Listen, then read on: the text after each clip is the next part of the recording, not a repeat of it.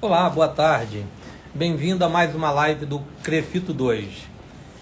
Eu, João Carlos Magalhães, conselheiros do Crefito 2, estou aqui diante de vocês para apresentar junto com a doutora Andréia, nossa assessora jurídica, uma live sobre as questões jurídicas e a fisioterapia. O que nós podemos entender, o que deve ser, como deve ser a atuação jurídica de um conselho regional junto à nossa população e junto aos nossos profissionais. Nesse momento eu apresento a doutora Andréia para que ela possa começar com a nossa live de forma útil e necessária. Doutora Andréia, com você.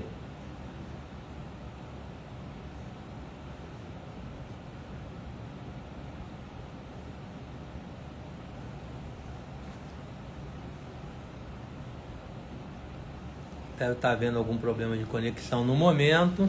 Enquanto isso, vamos conversando. A ideia dessa live é poder aproximar os profissionais do Crefito 2, os profissionais ao Crefito 2, trazer mais informações, trazer mais apoio jurídico de como o nosso conselho pode estar nos respaldando, de que forma nós podemos estar atuando de maneira ética e regular. E com isso nós temos o Crefito 2 nos apoiando. Nesse momento eu passo a palavra para a doutora Andréia para que ela possa se manifestar. Um grande abraço e até já.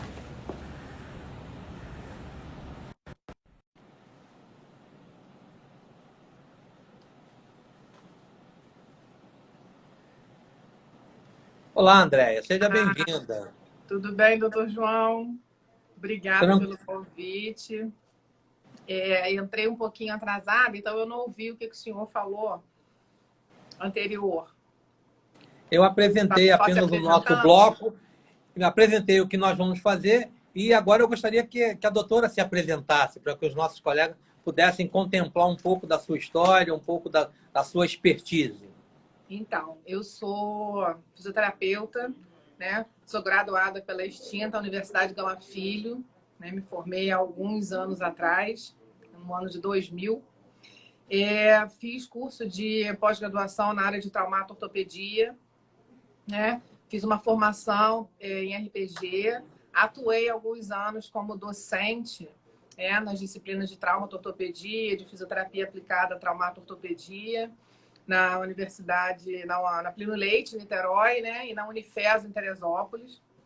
E nesse meio tempo, eu me encantei pelo direito. E aí eu resolvi, quando eu morava em Teresópolis, né? Uma cidade mais tranquila, mais paradinha, e aí eu sentia um pouco de falta de contato com pessoas. E acabei, como era docente da faculdade, ingressei no curso de Direito, me apaixonei, e aí resolvi trilhar esse caminho na área do direito, né? E hoje estou aqui juntando as minhas duas profissões como assessora jurídica do Crefito 2. E para mim é muito satisfatório, muito legal poder estar estudando tudo isso e unindo as duas profissões. Muito bem, eu me sinto honrado com a sua presença, me sinto privilegiado de poder estar trabalhando com você. E para que vocês saibam, eu sou hoje estudante de Direito. Então, eu sou um estagiário da Andréia, na verdade, né? Da Andréia, do Luiz Paulo, do Rogério, de todo o corpo jurídico. Eu estou aqui aprendendo com eles o que é esse mundo jurídico do nosso país. Verdade. Então, nesse momento, vamos proceder um pouco de nossa conversa, né? Vamos falar um pouquinho de como é que procede, como é que atua o jurídico de um conselho regional junto à sua categoria. Qual é a sua principal finalidade? Então, a principal atribuição do conselho, né, é ser um órgão fiscalizador. Então, nós estamos aqui para poder fiscalizar o exercício profissional, tá? Dos nossos tutelados, dos nossos fisioterapeutas e dos nossos terapeutas ocupacionais em prol da sociedade, né? Então, a gente precisa garantir o atendimento de qualidade às pessoas, né, que procuram esses profissionais, né? Então, a partir do momento que a gente tem um profissional inscrito no conselho, né, ele passa a estar com um exercício profissional, está habilitado para poder exercer a profissão.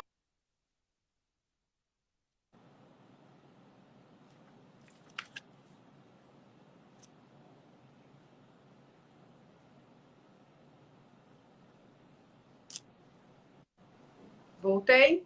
Voltou. Voltei. Tá. Então, o objetivo principal é garantir que a atuação do fisioterapeuta e do terapeuta ocupacional seja um atendimento de qualidade, né, para a sociedade, né? Garantir, proteger os nossos pacientes. Levando em consideração tudo que você falou, como é que o profissional deve proceder quando perde a carteira profissional ou tem a carteira profissional roubada? Como é que ele deve fazer? Tá.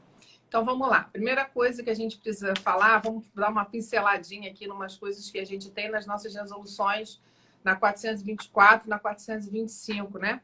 Códigos de éticas respectivos da fisioterapia e da terapia ocupacional. Então, a carteira profissional, a nossa cédula, ela é de porte obrigatório. Então, quando o profissional ele vai fazer o atendimento, né, quando ele sai para trabalhar, quando ele vai atuar, ele precisa estar de porte da carteira profissional. E aí podem acontecer inúmeras situações, né, como perder, como ser assaltado, ser roubado, colocou na máquina de lavar junto com a roupa, enfim, ficou sem a cédula, né, de identidade profissional, registro de ocorrência em delegacia. Então, a gente tem que procurar as autoridades policiais, fazer um registro de ocorrência que não seja genérico, tá? Estou dizendo isso porque a gente recebe muitas perguntas aqui, né? As pessoas ligam, olha, perdi minha carteira, fui assaltado, o que eu tenho que fazer? O registro de ocorrência ele precisa ser específico, precisa estar lá escrito direitinho, a cédula de identidade profissional do CREFITO 2 foi roubada. Né? Faz parte daquele item, assim como os outros itens que foram roubados juntos, mas a carteira ela tem que estar lá. Por quê? O profissional vai portar esse registro de ocorrência enquanto ele estiver trabalhando. Pode acontecer de ser fiscalizado nesse período em que ele ainda está sem uma segunda via. Né? E ele vai apresentar esse registro de ocorrência para se respaldar. Olha, fui roubado, fiz o registro, consta aqui a minha carteira, né, como um documento de que eu de que eu fui roubado. E aí ele tem um prazo razoável para ele poder vir ao conselho, dar entrada num novo documento, né? Mas o principal é fazer um registro de ocorrência específico. Hoje, na pandemia, a gente pode fazer isso via internet, pelo site Delegacia Online. Tem lá registro de ocorrência, e aí você tira o seu registro e não precisa se deslocar até uma delegacia próxima. Só fazendo aqui um adendo, lembrando a todos que essas regras, elas são tanto para o fisioterapeuta quanto para o terapeuta ocupacional. O CREFITO, ele é um conselho de duas profissões e nós zelamos para que as duas profissões tenham as mesmas oportunidades e direitos. Qual é a importância do prontuário para o fisioterapeuta e terapeuta ocupacional? Tá. Então, vamos lá. Como eu falei anterior na primeira pergunta, sempre a gente vai estar conversando aqui sobre questões jurídicas, né? Mas nós estamos sempre pautados no Código de Ética da Fisioterapia e da Terapia Ocupacional. Então, resoluções 424 e 425, os nossos profissionais precisam estar com isso abraçados, né? Caminhar junto com a gente, junto com o nosso Código de Ética, seguir exatamente isso. Qual foi a mesma pergunta, doutor João?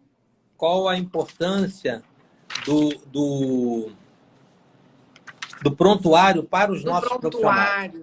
Então, prontuário é documento particular, né? Sigiloso, que é o documento que o profissional vai se respaldar. Tudo que for feito em relação a paciente, evoluções, prognóstico, tudo que for feito com o paciente, ele precisa estar registrado no prontuário. A gente precisa ter consciência de que você falar com o paciente e não registrar o que foi falado pode ser usado contra você, né? Então, esse documento prontuário, nós temos uma resolução que fala de como deve ser feito. Quem não tem prontuário precisa providenciar. Resolução 414 do COFITO explica como deve ser feito, tudo que deve constar no prontuário. Então, eu fiz o atendimento do meu paciente, eu registro o que foi feito, eu carimbo e eu assino. Então, aquilo ali é um documento. Vamos dizer que um dia apareça uma ação judicial, você tem esse documento para se respaldar, para dizer o que foi feito, né? Então, essa é a importância, porque às vezes as pessoas falam assim, para que eu vou registrar o que eu fiz? Né?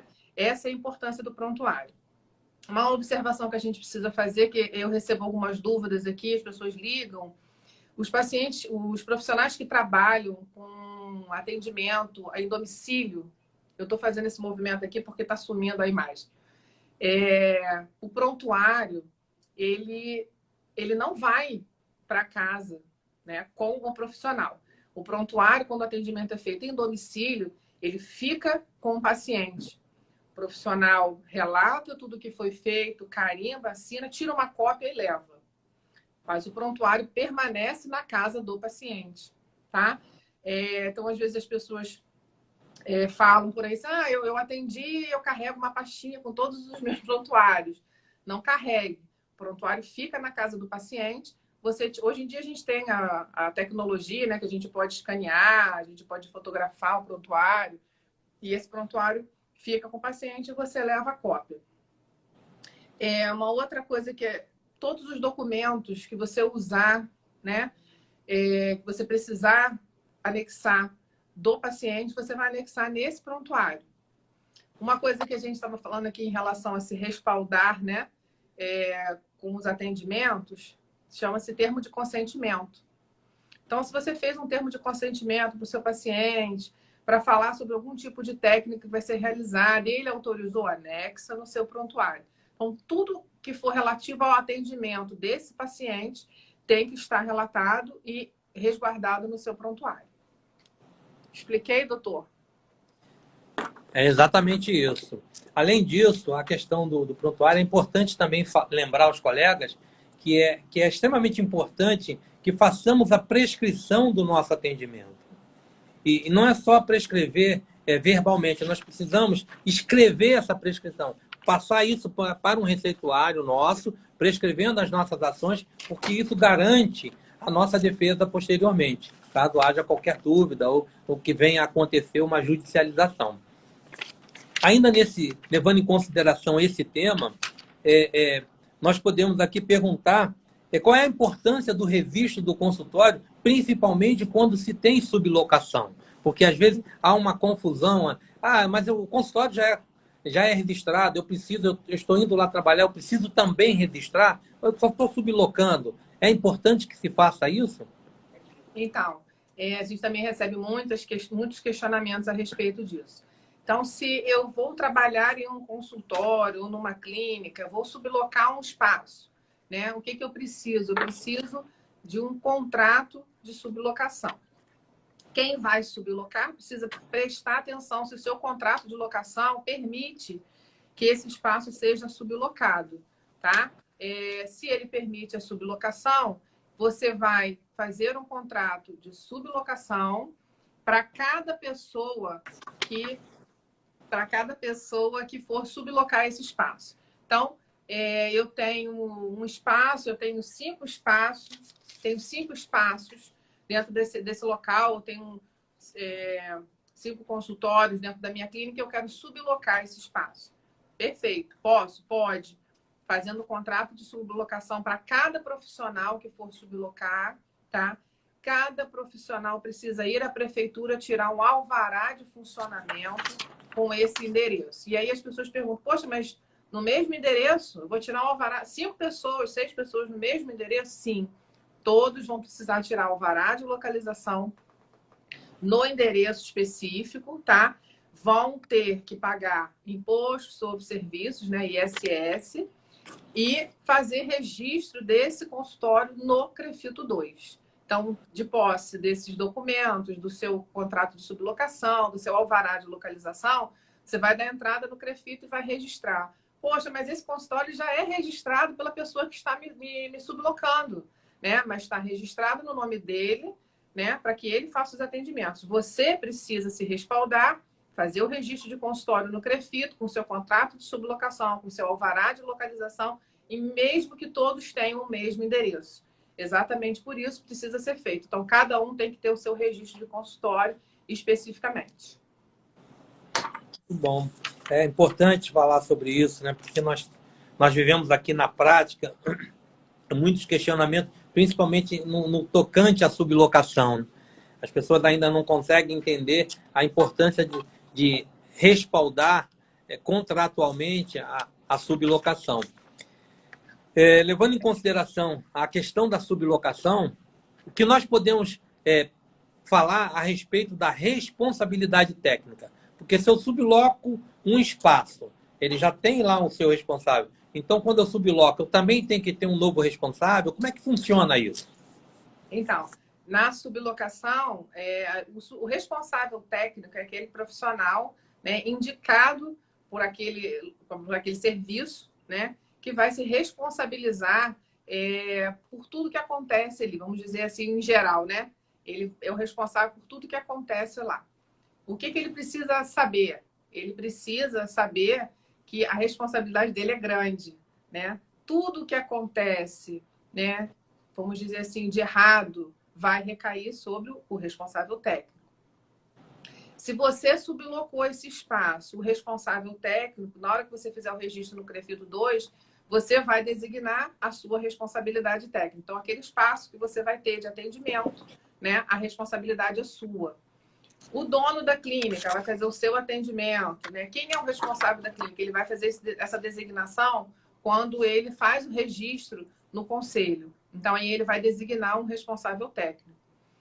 As responsabilidades são muitas, né? Ele precisa entender que tudo que ele vislumbrar de errado ou que ele não concorde, né? Ele precisa comunicar ao local onde ele está fazendo esses atendimentos, a chefia imediata, né?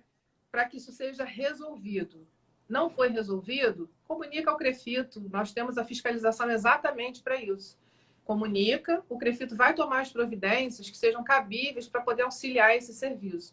O que não pode é o profissional responsável técnico se omitir, né? Mas eu tenho medo de fazer isso porque eu posso perder meu emprego. Faça de forma anônima, né? Não, você pode fazer aqui no conselho, designar, não precisa dizer que foi você que foi feito, mas você precisa apresentar essas infrações, essas irregularidades, tá? Então, subloquei o espaço, né? Eu sou o responsável técnico na hora de fazer o registro do consultório aqui. Você vai ter que designar o nome do seu profissional responsável para constar na sua DRF. Perfeito. E aí, já que a senhora falou em fazer consulta de forma anônima, como é que deve proceder o profissional que queira fazer uma denúncia ao nosso conselho? Qual a garantia que ele tem que o nome dele não será exposto? E a gente recebe essas informações e esses questionamentos diariamente, né? É verdade. Então, a gente tem algumas opções na hora de fazer denúncia, né? Nós podemos fazer denúncia via site, tá? E no momento da denúncia, você vai dizer lá no corpo da sua mensagem que gostaria de se manter no anonimato, coloca denúncia anônima, né? E quando nós recebemos, nós vamos tarjar isso, tá? Não vai ficar exposto para ninguém. Você pode fazer essa denúncia via correios, né? O que agora, nesse período de pandemia, está bem reduzido, porque as pessoas não querem ir à rua, né? Mas também dessa forma vai fazer a denúncia, não coloca seu nome, não precisa assinar, mas é importante que seja feito. Então, pode ser feito via site do conselho, né? Via e-mail, via Fale Conosco. A gente tem a opção lá de denúncia. E a gente tem a opção via correios. Muito bem. Também é importante lembrar que o Conselho Regional, através de seus conselheiros, ele disponibiliza todos os conselheiros para todos os colegas do nosso estado. Então, nós temos lá os grupos de WhatsApp, nós temos no nosso site quem são os nossos representantes, e através desses representantes, nós temos novos canais de contato com o profissional lá na ponta. E o conselho fica aqui tomando conta dessas ações. E o jurídico, em especial, ele assessora não só a todas essas ações, mas também as questões internas, como a questão de algumas projetos de leis que surgiram, que foram assessorados. De que forma isso acontece, doutora? Então, nós temos aí, acho que grupos de WhatsApp de praticamente todos os municípios do Rio de Janeiro, né? Exatamente. O jurídico participa desses grupos, né? Em alguns momentos a gente recebe algumas até denúncias pelos grupos de WhatsApp e a gente faz as orientações para que o profissional encaminhe isso por e-mail, para que a gente possa formalizar a denúncia, né? A participação do jurídico em relação aos projetos de lei, né? Assessorando os conselheiros, na verdade, né? na formulação de um texto mais técnico, colocando a questão jurídica mesmo nos textos, né? E você fez mais alguma coisa que agora me perdi. Eu falei como o jurídico assessora a questão dos textos de projeto de lei. De que forma Então, ele tem assessorado o corpo de conselheiros? Exatamente dessa forma, né? Assessorando com a questão técnica, né? Colocando a questão jurídica mesmo, a legislação vigente, fazendo levantamento do que está em vigor, do que não está, e montando o texto junto aos conselheiros, né? Porque, na verdade, o trabalho não é do jurídico, né? O trabalho, na verdade, são de vocês, conselheiros, que colocam a questão técnica, né? No papel, e a gente, na verdade, só direciona trabalhando junto com a questão da legislação que está vigente. Né? Na verdade, o trabalho é todo de vocês, não é nem nosso. Mas, na verdade, nós vemos que o jurídico do Conselho ele tem atuado como um corpo técnico na técnica legislativa. Ele observa as questões constitucionais, se existe constitucionalidade do ato, se ela procede, se o pedido está de acordo com os trâmites legais, com legislação estadual. Então, nós temos hoje um grupo dentro do Conselho Regional que atua em conjunto. Nós não tomamos decisões isoladamente. Então, o jurídico ele é constantemente consultado. Né? O tempo todo. A doutora Andréia está lá na ética, ela assessora direto o corpo ético do nosso conselho.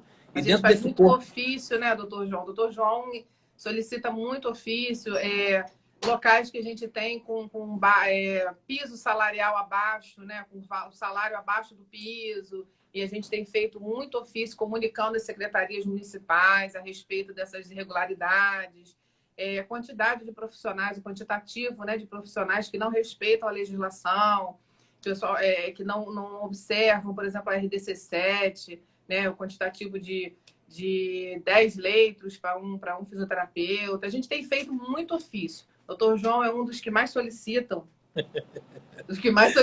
Porque deve receber muita solicitação via WhatsApp, né, doutor?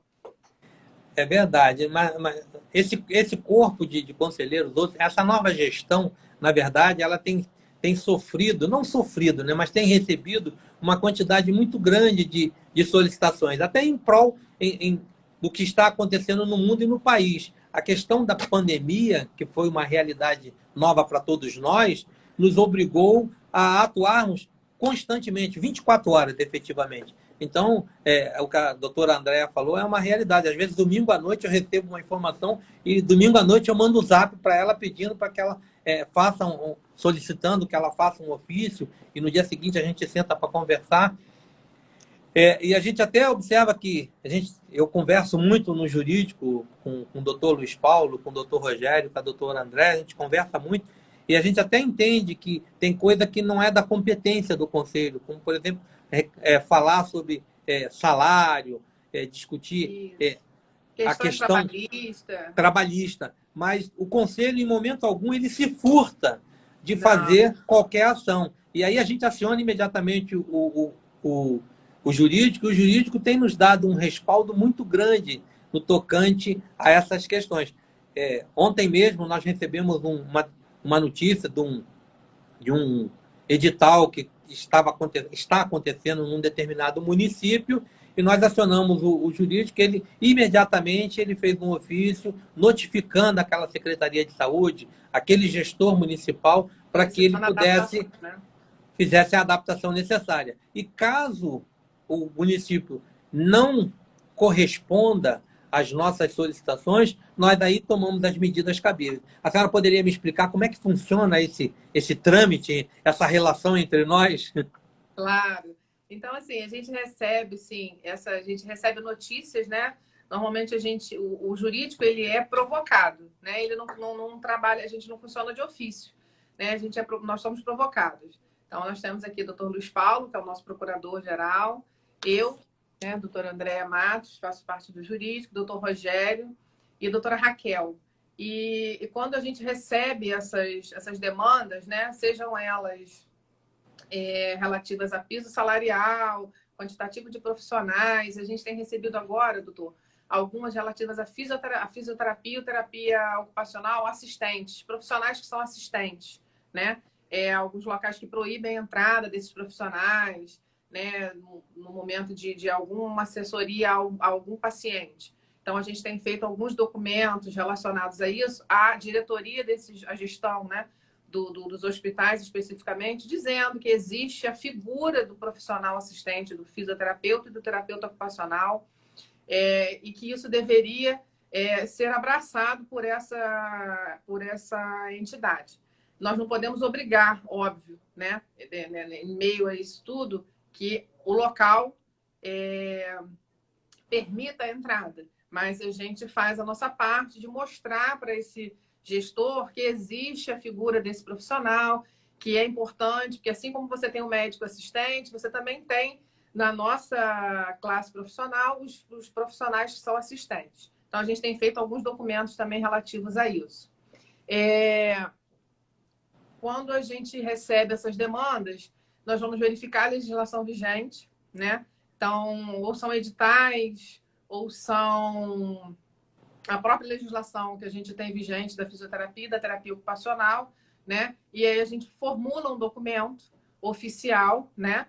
Numerado pelo conselho, e aí a gente envia às autoridades competentes, seja a Secretaria Estadual de Saúde, Secretaria Municipal, para que tomem providências cabíveis relativas a esses locais.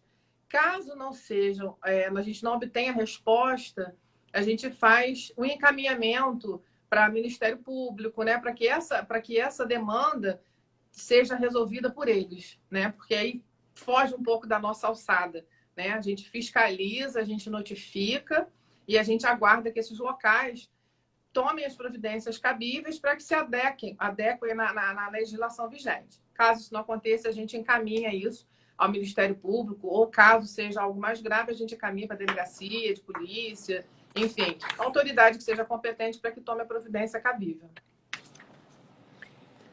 Só fazendo aqui uma meia-culpa, eu esqueci de citar o nome da doutora Raquel, que é membro importante do nosso corpo jurídico e especialmente dos nossos estagiários, que tem muito nos ajudado. Nós temos 4 estagiários. Exatamente. E esses estagiários, os futuros advogados, né, do nosso estado, né? Então, estão aqui trabalhando dioturnamente conosco. Eu gostaria de aproveitar... Você entrou alguma pergunta? Eu gostaria de abrir para perguntas, né? Exatamente isso. Eu gostaria de abrir agora no momento para que os colegas possam perguntar à doutora Raquel, aproveitem, suguem o máximo de informações dela e encaminhem suas perguntas pelo chat. Doutora Raquel, não. Doutora Andréia. É que eu esqueci de falar na Raquel. Doutor João, uma coisa que eu tenho recebido aqui de questionamento, enquanto a gente vai abrindo para perguntas, a gente vai batendo um papo. Em relação aos profissionais, né, tanto os físicos quanto os TOs, que trabalham com crianças e com idosos, né? Por quê? A gente recebe algumas denúncias de alguns pacientes que se queixam a respeito de algumas coisas. Esses profissionais que trabalham diretamente com crianças e trabalham com idosos precisam ficar sempre atentos à legislação, tá? Que legislação? Estatuto da Criança e do Adolescente e Estatuto do Idoso, tá? São linhas assim muito tênues que a gente tem entre uma forma de tratamento, uma abordagem. Esse público ele precisa estar respaldado, não pode ser atendido sozinho, né? Precisa de ter um acompanhante para estar fazendo esse atendimento. Então, é importante que a gente observe. A gente entende, às vezes os profissionais me falam assim, mas os pais atrapalham muito quando a gente vai atender a criança, né? A criança... É preciso que quando esses pais cheguem no espaço, que a criança vai ser atendida, que toda essa orientação seja passada, né? Para que o pai consiga se adaptar, mas que precisa ter alguém observando esse atendimento, alguém da família junto da criança. Ela não pode ficar sozinha, assim como o pai também não pode simplesmente chegar, deixar a criança na clínica e ir embora, né? Vou dar uma volta e no final do atendimento eu retorno. Não pode. Ele também tem que estar, pode acontecer qualquer coisa, a responsabilidade tem que estar lá junto da equipe que está atendendo essa criança. Então, a gente recebe muitas perguntas a respeito disso. Idoso, a forma de tratamento do idoso, né? Se pode trabalhar, entrou uma pergunta a respeito de honorários. Foi isso? Exatamente. O idoso não pode também ter determinado tipo de tratamento. Precisa de ter acompanhante, é preciso observar essas orientações, não se negar que esse familiar acompanhe o atendimento. Tá? Isso é muito importante. Estou dizendo isso porque geram, na verdade, muitas denúncias. A gente recebe muita coisa a respeito disso aqui no Conselho. E é importante que os profissionais estejam atentos a isso para que não pequem, né? Nessas coisinhas bem pequenininhas, mas que são importantes para os nossos atendimentos. A Kênia perguntou como é que se procede com alguns profissionais que atendem os pacientes com honorários muito abaixo dos valores. Então, Kênia, nós temos um referencial de honorários, né? Esse referencial é como se fosse uma base, né? Dali para cima, né? Tudo dentro de uma média normal. O que não pode são valores ínfimos, né? Isso você está atentando contra o seu código de ética. Está lá escrito que a gente não pode fazer nenhum tipo de atendimento com valores muito abaixo do referencial de honorários, tá? O que fazer? Denunciar, tá? O conselho ele é um órgão fiscalizador, mas a gente precisa ser provocado. Nós saímos para fazer fiscalizações, mas a gente não tem, às vezes, não tem como alcançar determinadas coisas que nós não sabemos. Então, o que deve ser feito é que se denuncie, né, esse tipo de procedimento para que a gente possa fiscalizar e orientar esse profissional. Não é, doutor? O que o senhor acha? Exatamente. Com relação ao referencial de honorários, eu hoje estou representante junto ao COFITO na Comissão Nacional e o referencial de honorários ele é o parâmetro mínimo. Nenhum profissional pode cobrar menos do que está estabelecido no referencial. Existe uma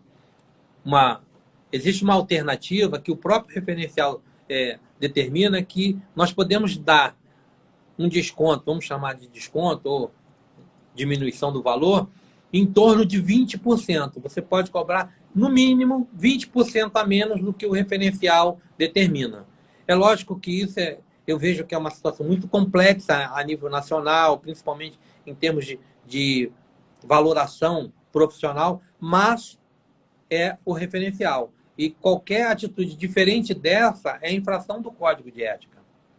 Doutor João, o senhor já recebeu algum tipo de pergunta de profissional perguntando assim, se eu for atender a minha mãe, se eu for atender o meu pai, o meu irmão, eu preciso cobrar? Na verdade, eu recebido não, eu não recebi. Mas a gente tem até informações que alguns colegas nossos receberam essas questões aqui no Conselho e existe uma posição entre nós, na nossa profissão, que é uma questão até ética. Se a minha mãe precisa, eticamente eu não deveria atendê-la. Até pela própria afinidade que existe entre nós. Que ela poderá não aceitar o tratamento, ou eu poderei, em função da intimidade e dos fatores emocionais, eu poderei não atendê-la adequadamente. Então, João Carlos, eu tenho como objetivo, no caso da minha mãe, minha filha, meus filhos, enfim, seja quem for, normalmente eu indico para um colega, que eu acho que é a melhor maneira de se fazer. É indicar para que um colega possa atender, que aí ele terá toda a expertise, toda a tranquilidade no atendimento. Mas É ético? Não é ético? Né? Então, aí eu É uma retorno a pergunta discussão, para a né? doutora. Qual a opinião da doutora juridicamente? Então, quando a gente tem um atendimento, eu também faria da mesma forma, encaminharia para um colega fazer o atendimento, tá? Mas parentes de primeiro grau, né, a gente pode fazer o que a gente chama de pro bono, né? Não cobrar, mas não mais daí, né? Não podemos passar disso, porque acabaria infringindo o nosso código de ética. Então, assim, eu aconselho que encaminhe para outro profissional, para um colega, né, alguém de confiança, para que seja feito o atendimento. Tem Temos uma mais uma pergunta aqui pergunta que é... Tem uma antes dessa. dos estagiários. Quantos estagiários profissional pode ter no consultório? Então, o quantitativo é de um profissional para 3 estagiários, né? Não podemos passar disso. Está registrado em legislação, então não mais do que isso. Um profissional, um TO, um físio para 3 estagiários.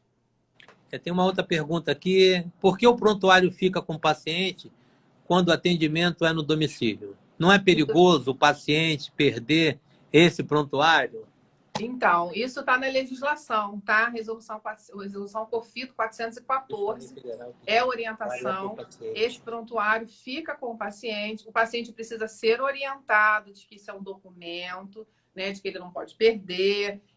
O profissional precisa explicar para ele o que é isso, o que é esse documento que está com ele, mas isso é orientado por legislação.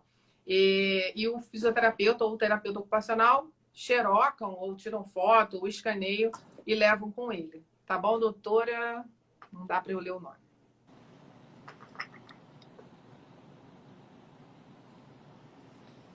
A doutora tem aqui.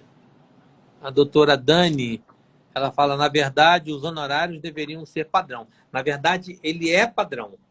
O nosso referencial ele é um padrão nacional, né? Com a possibilidade de variação de 20% a menor, se houver condição. E a mais. O a mais é relativo, né? Mas o padrão é esse aí. Esse é o padrão mínimo de honorário. O Douglas está falando que denúncia é uma coisa muito complicada.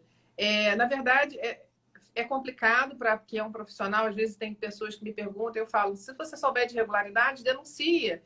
Não tenho coragem, né? Mas nós precisamos que todos os profissionais tenham consciência de como precisam atender, como é que eles precisam agir perante os próprios colegas, né? Nós temos que ter, o profissional ele tem um relacionamento com equipe, um relacionamento com familiares, com paciente, né? Então ele tem que saber como é que ele deve agir.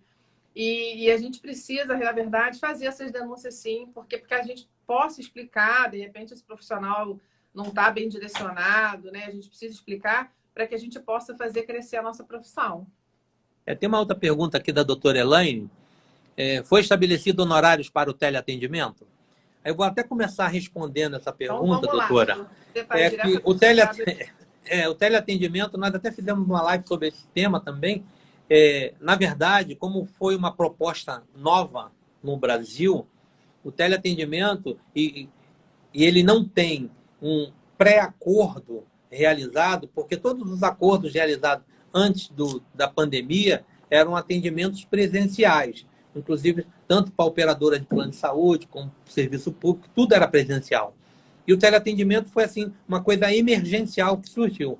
Então, foi proposto por lei que foi liberado, inclusive, o teleatendimento desde que houvesse um acordo entre as partes. Ou seja, o paciente precisa saber que vai receber o teleatendimento precisa ser autorizado e o valor deverá ser acordado.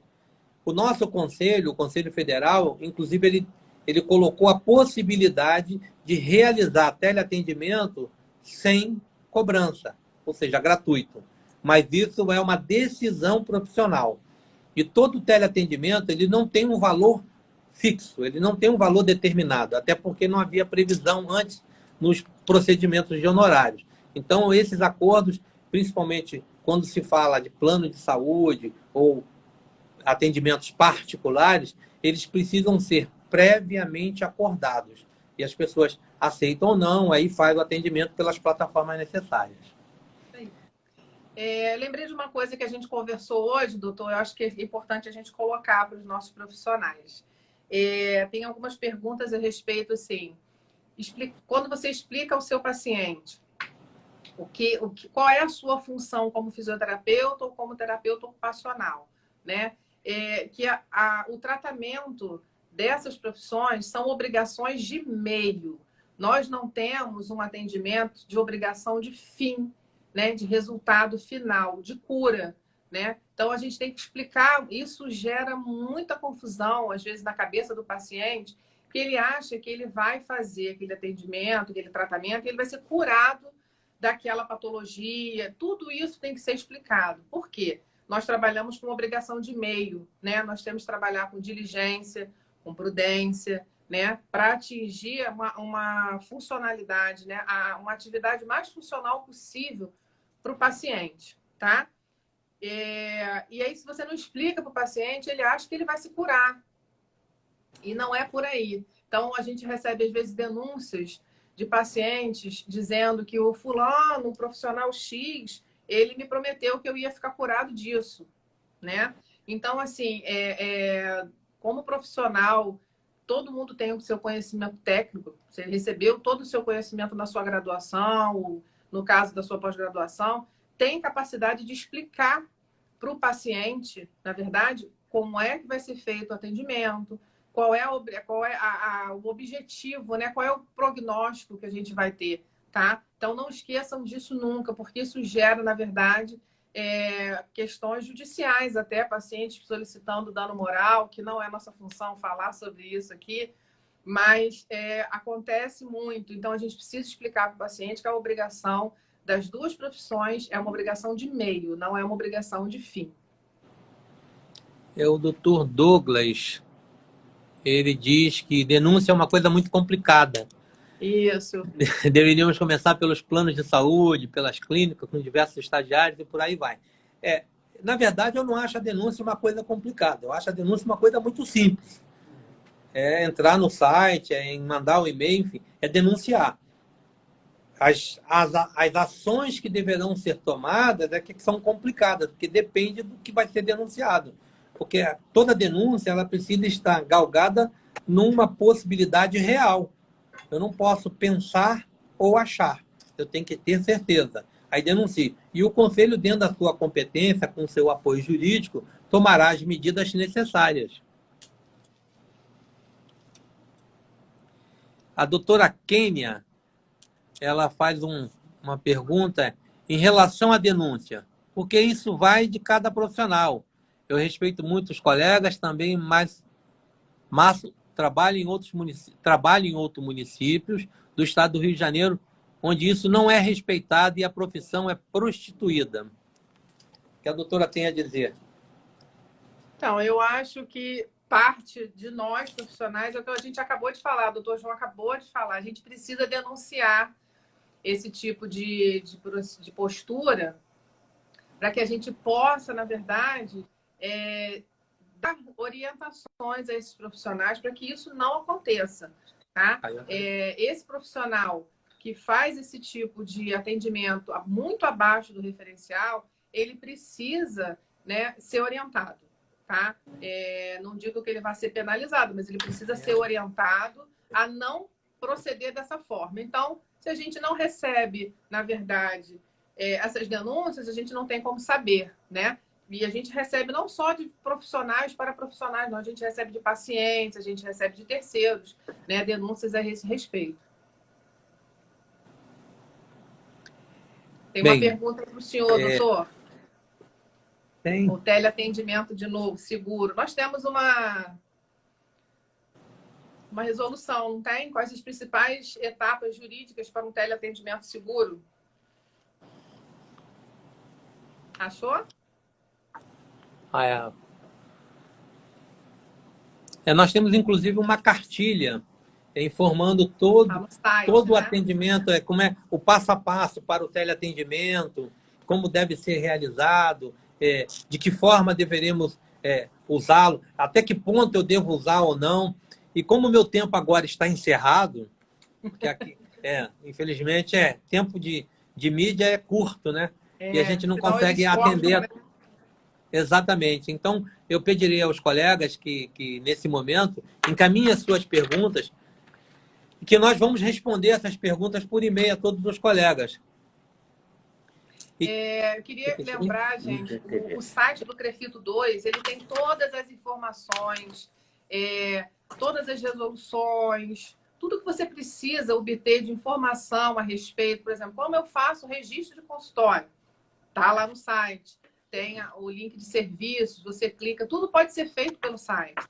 Eu tenho dúvidas em relação ao código de ética. Onde eu vou achar? No site do Crefito 2 tem lá resoluções, legislação. Você vai clicar e vai aparecer toda a legislação pronta para você salvar, para você poder ler e estudar. É importante que vocês...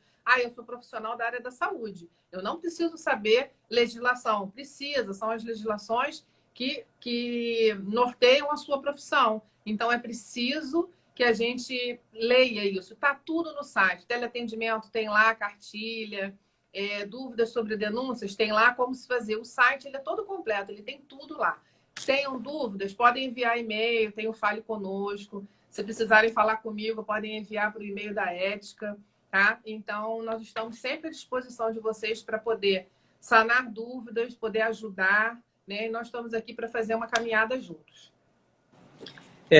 Lembrar aos colegas que essa live ficará disponível salva no IGTV, os colegas poderão assistir a qualquer momento, e nós estaremos à disposição, como a doutora Andréa falou, o tempo todo. Nós temos diversos canais de contato, nós temos o Facebook, tem o Instagram, tem o nosso site, que eu aconselho a todos os profissionais a frequentarem diariamente o nosso site, porque a cada dia nós temos uma notícia nova, tem lá, segunda-feira tem uma notícia, terça, então todo dia nós temos notícias variadas e muitas informações. E qualquer dúvida que tiverem, podem nos procurar. Estamos aqui à disposição, como o Dr. Willen costuma dizer, isso aqui é uma grande família. E eu seria mais ousado, eu diria que a nossa família é o estado do Rio de Janeiro. Então, o Crefito somos nós, todos nós somos o Crefito 2. E nós estamos aqui... A casa é de todos, né? A casa é nossa. A casa é nossa. Exatamente. Porque nós estamos... Quem quiser conhecer. Tem pessoas que dizem, eu nunca fui à sede do Crefito 2. Venha conversar, venha tomar um café, venha conhecer a sede, a casa de vocês. E aí aqui eu quero, na oportunidade, mais uma vez, agradecer ao Dr. Willen Rey pela oportunidade que ele nos deu, que pelo tempo que eu tenho, já estou formado há 37 anos, e é a primeira vez que eu vejo um conselho tão próximo do profissional. Verdade. E isso é uma característica da nossa gestão, é uma característica da nossa liderança. O Willen, através da sua liderança, desse seu abrir os braços, querer abraçar a todos, ele possibilitou essa aproximação. Então, Dr. Willen, muito obrigado por nos proporcionar essa oportunidade. Doutora Andréa, foi um prazer enorme estar com você à tarde, falando um pouco do que é o jurídico, e agradeço imensamente aos colegas que tiveram um pouco da sua tarde ouvindo esse bate-papo informal. Um grande abraço, um beijo a todos. Pessoal, eu agradeço vocês também por terem participado, por enviarem perguntas. Vamos aguardar, eu estou vendo que tem umas pessoas perguntando para onde enviar essas perguntas, né? Podem enviar para o e-mail da Ética, ética@crefito2.org.br, e eu, junto com o Dr. João, vamos estar respondendo a vocês. Tá bom? Obrigada, Dr. João. Obrigada, gestão do Crefito 2, por ter abraçado uma profissional aqui com duas profissões, né? E estar podendo ajudar, fazendo sempre o meu melhor. Tá bom, gente? Tchau, tchau.